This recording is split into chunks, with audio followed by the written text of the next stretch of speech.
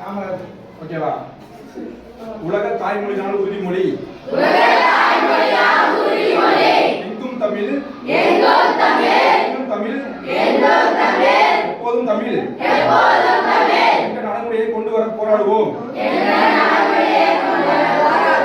திருமதுர தமிழோசை உலகமெங்கும் ஒழிக்க எந்நாளும் உழைத்திடுவோம். அனைத்து ஆவணங்களிலும் தமிழிலேயே கையெழுப்பமிடுவோம். குழந்தைகளுக்கு தமிழ் மொழியில் பெயர் சூட்ட பரப்புரை செய்திடுவோம். தமிழுடன் இளைய தமிழையும் வளர்ப்போம் என்று உலக தாய்மொழி நாளான இன்று உளமாற உறுதி கூறுகிறேன்.